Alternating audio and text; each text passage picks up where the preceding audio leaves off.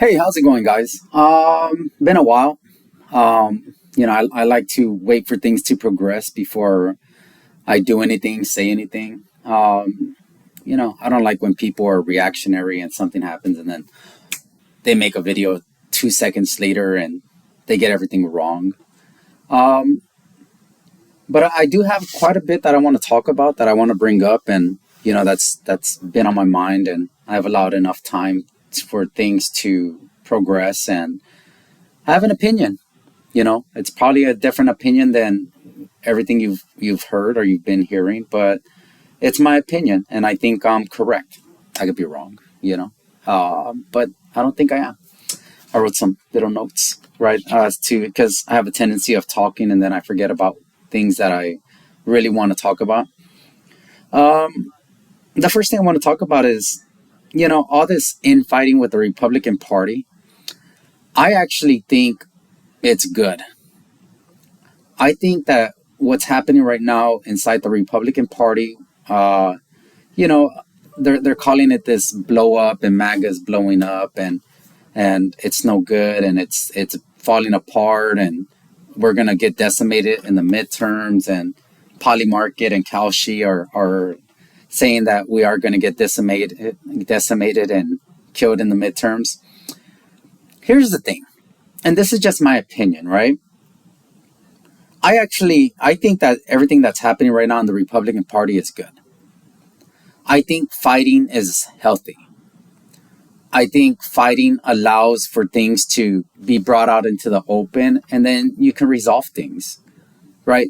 This idea that the Republican Party is and always has been in harmony with each other is completely false. MAGA is not the Republican Party. MAGA is MAGA. The Republican Party is what's standing in the way of MAGA. And so you have figures like, I'll just pick on the most prominent one, Marjorie Taylor Greene. She looks like she's kind of lost the plot on MAGA. And I have a theory on that, and I'll touch base on it real fast. If you noticed, if you noticed, certain individuals who start off very strong minded on one issue, but then they get a lot of attention and they get highlighted, they tend to start curving, right? Marjorie Taylor Greene, I was a big fan of hers. I think to a certain point I still am. But here's the problem, guys. The media, talk shows, they gave her a lot of attention. They gave her a lot of spotlight.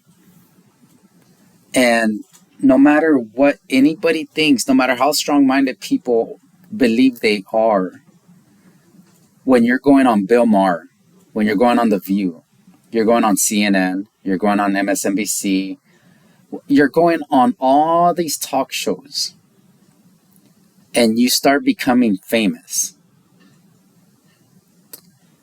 That right there is intoxicating. That amount of attention, that amount of spotlight tends to consume people. And if you ever notice that the people that tend to be on the TV more, the names that you know more than anybody else, those people tend to be the most weak-minded. Not all of them, but most of them. Especially when you see them shift, you start seeing their mentality shift, right? It's because, like Marjorie Taylor Greene, she was hardcore MAGA, and everything that Donald Trump is doing is exactly what she asked for. It's exactly what her constituents asked for. And now that it's happening, she's jumping off the bandwagon. But nothing's changed, and she's actually getting everything that she's asked for. So what happened? And my theory is she got spotlighted too much. She got famous. They were putting her all over the place, on TV all over the place, on podcasts all over the place, and she got lost. She got lost in being a celebrity. And what happens when people become famous and they become celebrities? They don't want to lose that. If anything, they want to monetize it. They want to turn that into money. They want to turn it into a job, a profession. So I wouldn't be surprised if Marjorie Taylor Greene ends up an anchor or you know somewhere on a news media TV show making millions and millions of dollars a year, because that's her reward for turning her back on MAGA and getting exactly what she asked for. She got spotlighted. They were like, hey Marjorie," and it always starts with one little interview. And you see this with people like Ted Cruz, Thomas Massey, uh, who's the other guy? Rand Paul. Those guys love being in TV. They love being on TV. And they will vote against MAGA and President Trump as often as it takes because it gets them on TV again. And what they'll do is they'll pretend to hide behind their independent principles. But their principles they were non existent when President Obama was in office, when President Biden was in office. All this concern that they had for the deficit and spending and anything else, it was non existent when Democrats controlled the Congress. Hell, they voted with them many times. But what they learned is the more that they vote against MAGA and President Trump, the more they end up on TV, the more they end up on Bill Maher, the more they end up anywhere, and the more they're spotlighted, and the more they're giving praise by the left. But the thing with the left is they have the ability to turn you from a nobody to a somebody through media. And that's why a lot of people are really confused. Like, what's going on with Ron Paul? What's going on with Thomas Massey? Why do they vote against every single thing that MAGA wants that they claim to have wanted in the past? But now they're voting against it. But when Democrats were in power, they voted pretty much every single time with the Democrats. And so there's only two conclusions. One, they're secretly Democrats and they are the wolf in sheep clothing, which is something that President Trump is really good at sniffing out. Or two, they're principled people, but they're only principled when it's convenient. And which they aren't principled, they're two-faced. And I think everything that's happening right now is good.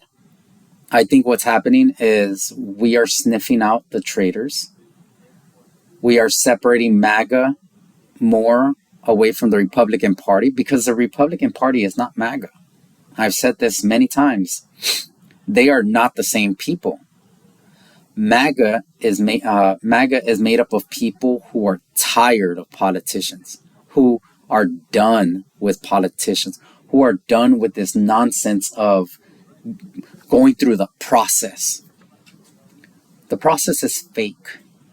The process was created to prevent anything from getting done, prevent anything meaningful from getting done, and to prevent everything that's not meaningful and not helpful to the American people to get passed. What's happening right now is good, and I like it. And I think we need more of it because you're starting to see that separation from the fakes and the non-fakes. You're starting to see the people who are weak-minded. You're starting to see them break. And breaking people is good because you have to get them out of your ranks. And you have to bring in new, fresh blood. And it's like war. You can't keep the same old tired soldiers on the battlefield. At some point in time, you have to bring them off the battlefield, get them rest, get them healed, get them remembering what they're fighting for. And then you bring in new blood because the new blood's excited. They're determined. They're not beat down by the fog of war. They're still naive. They think that they themselves, that single individual, can turn the tides of war by doing something so heroic. And that's the advantage to new blood. You understand? These old heads, they're tired, they're exhausted, but they cannot let go of power. They are obsessed with the power and control that they have. They love it. They need it. They desire it. They don't care if America burns to the ground because it's about them. Everything is about them. It's always been about them. You do not reach the echelons. The echelons. you don't. You don't reach the peaks of government without having sold your soul to the devil. And then here's another thing I want to talk about. And this is just, a little side off. Everybody, we look at musicians, we look at actors, and everybody's like, well, they sold their soul to the devil to get there. And I think there's a lot of truth to that. You see, them transing their kids, or you see that somebody mysteriously dies, all of a sudden in their family, somebody that they're really close to. And we look at Hollywood and we're like, yeah, that's just, they're doing the deal with the devil, man. But here's my second theory. I don't think that it's isolated to just Hollywood. I think that is across the board. I think that's across the board with sports. I think it's across the board with politics. I think it's across the board with many places of higher power and higher money. The reason Mitch McConnell, Dianne Feinstein, Nancy Pelosi, and all these people refuse to leave power is because they can't. They sold their soul. Somewhere along the way, they made a deal with the devil, and they said, I will do your bidding if you get me there. If you get me there, I will do your bidding for as long as you want. But I want to get there because I can do change. And yes, I will do what you ask. I just ask in return that I get to do some of what I want. And I do believe that a lot of these people in power, in positions of power, everywhere, these higher elites, they have sold their soul to the devil. And in return, they got that position of power. They got that contract with NBA or the NFL. You understand? Or they got that movie role or that TV role that just mysteriously blew up. Or they got that music contract and all of a sudden they're being played all over the radio. Everybody tends to want to just isolate things to one little sector of life. And I believe in the fact that that's not true. How can it be true? How does that even make sense? That the devil is going to just stop in Hollywood? Are you insane? That evil is going to stop just in Hollywood? That makes no sense. Maybe you'll start there. But I don't even think that's the place you start. I think you start in positions of power, positions of authority. And I think from there, you weave your way down. You weave your tentacles all the way down into the places of persuasion, where you can, manipulate people through sports, through media, movies. You understand? So I think a lot of these politicians sold themselves. They promised themselves and they sold themselves to evil. And they're fulfilling their contract. And they can't retire.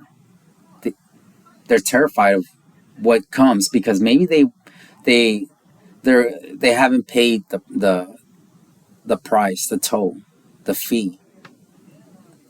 And maybe that fee comes when they retire. Right? Because there's numerous ways that the devil or evil is willing to negotiate a contract. You can pay the price up front, you can pay the price during, or you can pay the price after. And we've seen all three cases with many people. And I think a lot of these elites, they thought that they can get away with it if they just pushed it to the end. The toll, the price that they have to pay. And I think that bill is coming due on a lot of them. And so they cling to power for as long as they can, to death, like Dianne Feinstein and several others, Mitch McConnell, to the very end, because they don't want to live with the choice that they made, because they're going to see somebody that they love get punished for something, for a deal they made with the devil or with evil a long time ago. And so they're trying to hold it back as long as they can. Same thing with LeBron, right? LeBron knows he should be retired. A lot of these old NBA players, a lot of these old NFL players, they can't retire because if they haven't paid the price and flesh that they agreed to, well, guess what, guys? The moment they retire, the fee is coming due. And evil never forgets. Evil never forgets. So that's my opinion on that, right? I think what's happening with the Republican Party is good. I think it's healthy. I think it needs to happen. You're separating the weak from the strong. You're separating yourself from, politicians from non-politicians. And the people that are holding firm, you're seeing their conviction. You're seeing their beliefs become cemented. And you're also exposing the John Thunes, the Michael Johnsons, the Mitt Romneys. You're exposing them as people who have sold their soul. And so I think it's healthy. And I want more of it. Because I believe more of it will lead to a lot of cracks. And we need things to crack in order for it to break. Because only when it's broken can it be rebuilt. You can't remodel it. You can't remodel a house that has one, retaining wall when it should have 4. It needs to be demolished. It needs to be broken. The Republican Party needs to be broken. And it's almost there, but it's not there. And I think we need to move it along at a faster pace so we can rebuild through MAGA. Because President Trump is old, man. We don't know how much longer we have with him. He's a human wrecking ball, and he's done a lot of great demolishing. But the building is a 1,000-story building, and it's 2,000 miles wide. And so no matter how big your wrecking ball, it's so big and so vast that no matter how hard and how long that you swing that ball, after 4 years, 8 years, 10 years, you're just like, damn it, dude. We've demolished, 2,000 miles, but we still have 8,000 miles left to demolish. And so we need a backup plan to President Trump. We need a failover. We need somebody that's going to be just as strong, if not stronger. And so I think a lot of what's happening right now is good because you're identifying the weak from the fake. And we need more of it. Now, this leads me to Candace Owens and Erica Kirk. And Candace Owens is saying a lot of things, and they sound crazy. But here's the thing, guys. Alex Jones sounded crazy for 20, 30 years. And everything he said, almost everything, if not everything, came true. I'm not saying what Candace Owens is saying is correct. What I am saying is before we go dismissing her as some conspiracy theorist kook, I highly encourage people to watch the show. Sit on the sidelines and watch the show. Because what we think we know is only what we were allowed to know. I don't know if what Candace Owens is saying is true, But what I do know is the behaviors and the actions of Erica Kirk have not been what I would consider normal. None of her actions have been what I would consider normal. None of what she's doing is anything I would consider to be normal. She just lost her husband. She just witnessed her husband get murdered, assassinated. And she's moving along life as though she lost a dog. Different people grieve differently. I don't know, guys. There is something there. And I believe that Candace Owens is sniffing it. She senses it. And so she's out there barking everywhere and pointing fingers everywhere.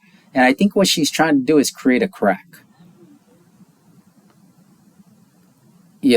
I think she's trying to create chaos because a lot of good can come out of chaos. Hell, governments use chaos all the time to implement change. Because you create chaos, you get a reaction. It's called problem, reaction, solution. Problem, reaction, solution. And there can be a case that Candace Owens is, there was a problem. She's creating the reaction that she wants to create to get the response to get the solution that she wants, right? But I do think that there's something not right there. It just doesn't seem right. It feels wrong. And if you're an honest person, I think you feel it too. My wife, she's not political at all, but she even agrees that there's something really off about the whole thing with her. And I do have some theories, and I'll share one or two of them, right? One, there's only a couple things that can explain why she's behaving the way she is. And the primary theory that I'm on is maybe she knows her husband's not dead. Maybe our intelligence agencies caught wind of what was going to happen. They allowed it to go through the motions. They staged the whole thing to make it seem like, Charlie got murdered. And he's somewhere in witness protection somewhere, and his wife knows everything about it.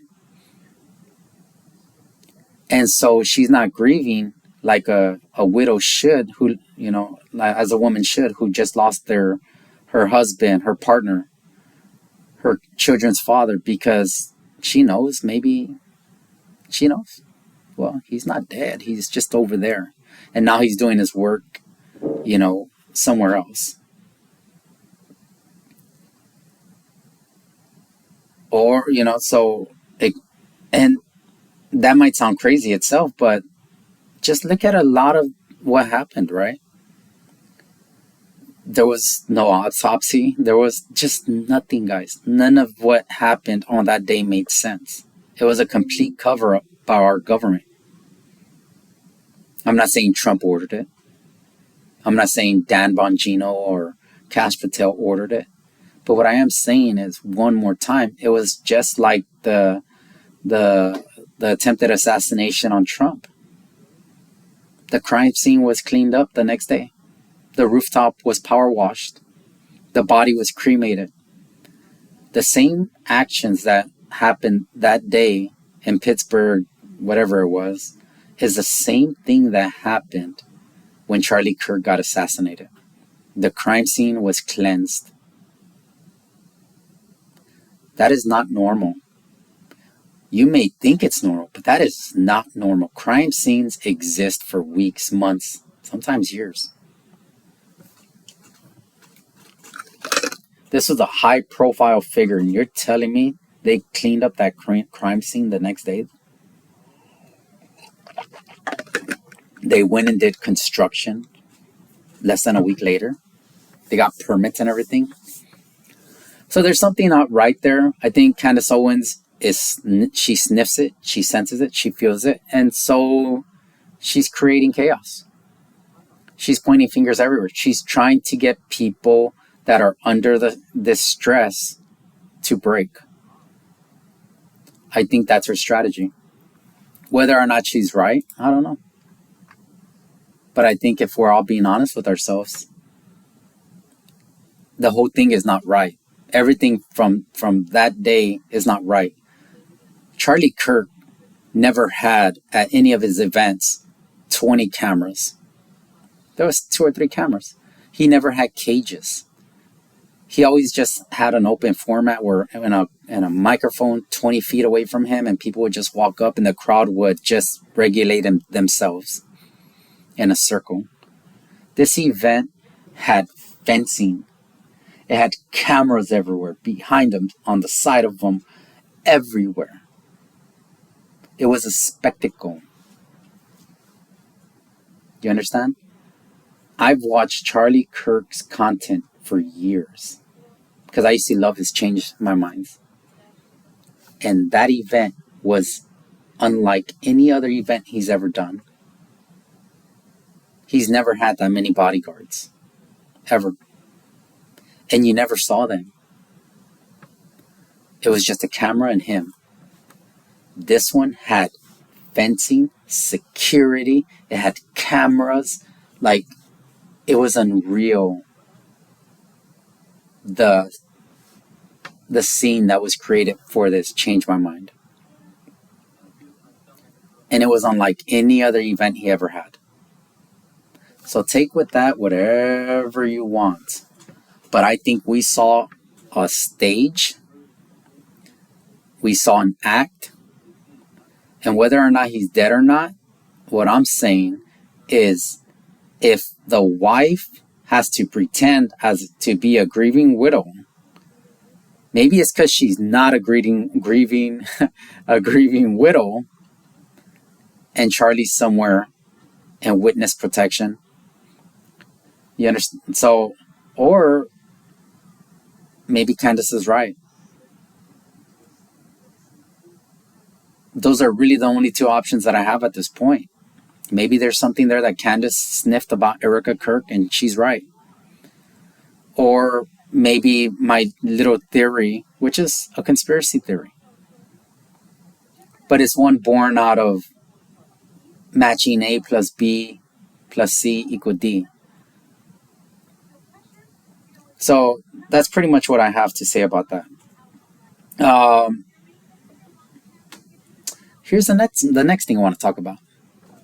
Illegals getting CCL drivers. Is it CCLs or CL license? Who cares? The truck drivers, the people getting licenses to drive trucks, 18-wheelers across the states, across the country. I think there's more to this here than people realize.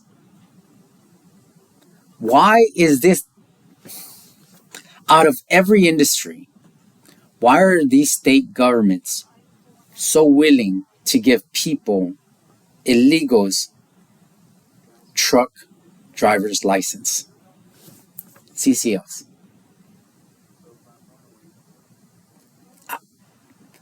I have a dark theory, guys. It's dark.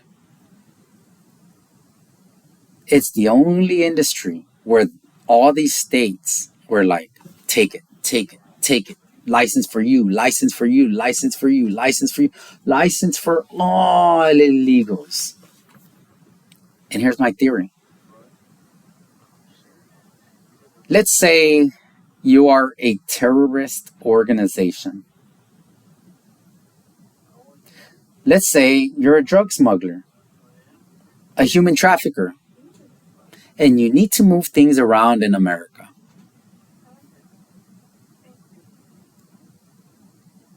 What better way to do that than through an 18-wheeler?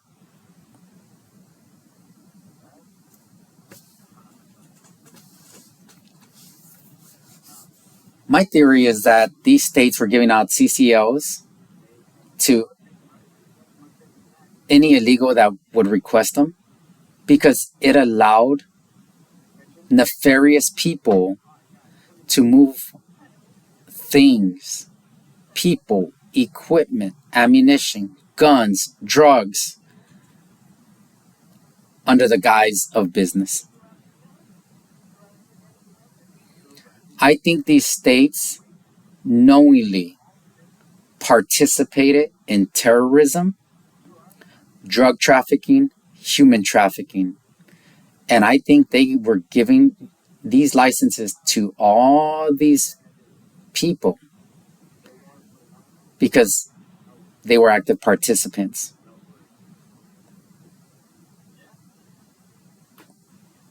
That's what I think. I think these states are active participants in the sabotage of America. I think a lot of these trucks are being used, not all of them, but a lot of them are being used to traffic people, to traffic arms, to traffic drugs, to traffic anything that can be used against America. And I think these states did it on purpose. It makes no sense. Why would they give all these why would they give all these people a license to drive 18-wheelers? Why not give them a license to a work permit to, I don't know, become a janitor, go work construction? Why not work permits to do things that we need? There's no shortage of Americans wanting to be truck drivers. There's not. A lot of people, a lot of Americans are truck drivers and they can't find work because it's all outsourced to illegals. There was no shortage there, guys.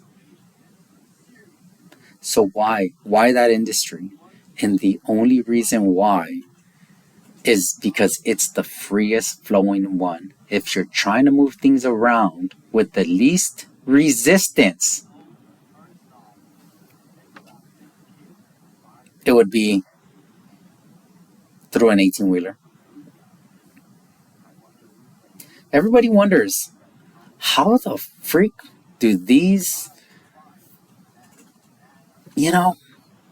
like, how does all this just happen over here all of a sudden and then it happens over here? How do they get all these signs all of a sudden? How do they get all this, equipment over here for this protest? How do they get all this stuff over here for this demonstration, for this riot?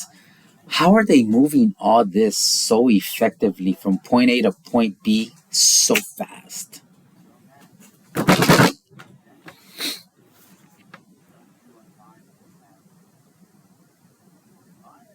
All I'm saying, guys, is these states are active participants in terrorism, drug trafficking, human trafficking, and they're using illegals and giving them CCL licenses so they can move freely throughout America under the guise of business and transportation. That's my theory. That's what I think. That's what I believe. Call me crazy. Don't care. That's what I believe. I really do believe that. The last thing I want to talk about is what happened in Australia. Right? You had a father-son, a couple of Muslims go and shoot up the beach. Right? Killed, I think, 15 people. Here's, this happened over the weekend, and it's really sad. It's tragic. Here's what I believe. The same way 9/11 here in America happened, the same way October 7th happened for Israel, and the same way this was allowed to happen, while all of our intelligence agencies, Israel's, ours, the Australian, when they were all aware of what was going to happen, but they did nothing to stop it, I firmly believe this was allowed to happen. 9/11 happened because our government, our CIA, our Pentagon wanted to pass the Patriot Act. October 7th was allowed to happen because Israel wanted to invade Gaza and take over it. Australia allowed this to happen because, well, let's see what they try to push over the next week. Their response will tell you exactly what it is they were hoping to accomplish. If they start talking about, they can't ban guns anymore. I think Australia is essentially a gun-free country except for certain, law enforcement. It could be, I don't know, digital ID. It could be, we're going to find out.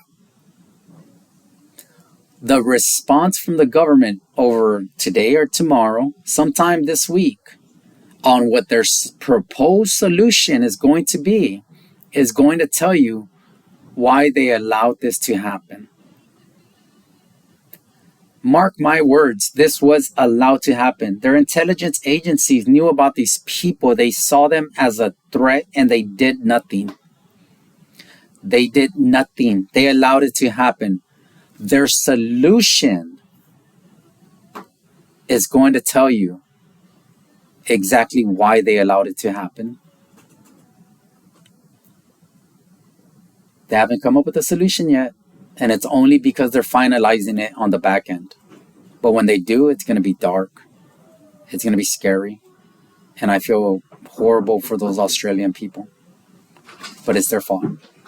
Hey, James. Good morning. And so that's all I have to say about that. Yeah. We'll wait and see. It's going to be a holding pattern, but we'll go from there. Thank you for your time.